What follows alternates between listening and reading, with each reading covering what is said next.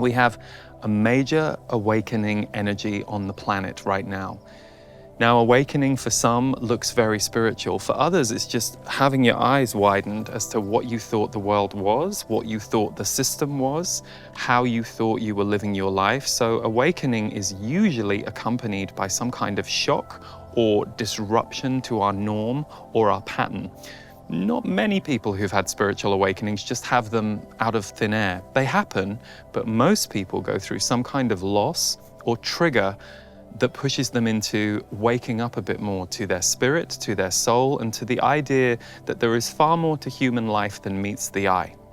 That energy is driving everything that's happening here, and never more so than now. Even if it might look like a virus and restrictions are driving what's happening right now.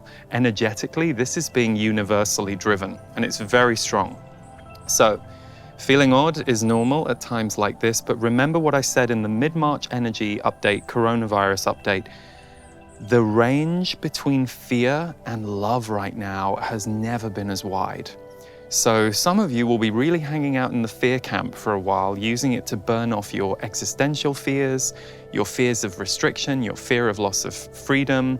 Some ancestral issues might be coming up either from your family and things that they have gone through in the past that have curtailed their freedom, or you may just be energetically remembering things that have gone on in centuries past, especially those of you who tap into those kinds of fields. So be very mindful, those of you that tap into those fields, of grounding right now, because this major awakening energy, it works best when we can bring it down into the body.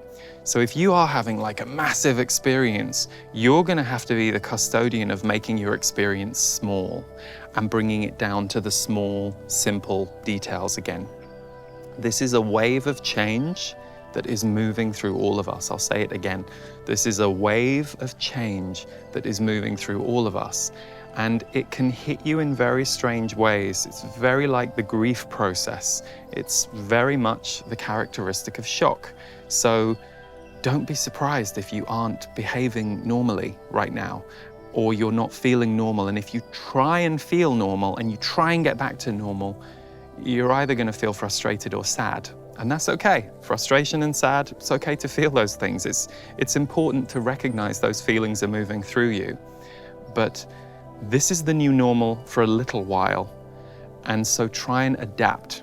This major awakening energy is affecting everybody. And one of the positives is you might be quite surprised by some of the conversations you're having with people in your life. You might be like, wow, I didn't know they looked at it that way. Or, oh, I had no idea they'd looked into this stuff either.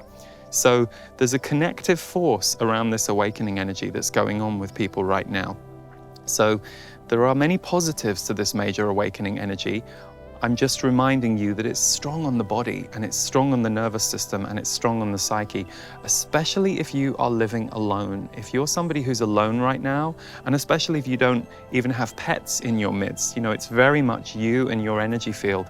Connecting with others and connecting with activities as an act of self-care, not an act of, oh, this would be nice to chat to someone. No, connecting with others and connecting with activities that help you feel calmer and grounded are vital. They're not a luxury, they're vital. So if you've been avoiding that for a few days and you're not feeling good, start doing some things that will make you focus your attention elsewhere, or start connecting with some people in your life, or both.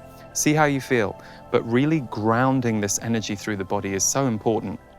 So keeping our focus small where we can, small tasks, small actions. Before enlightenment, chop wood, carry water. After enlightenment, chop wood, carry water.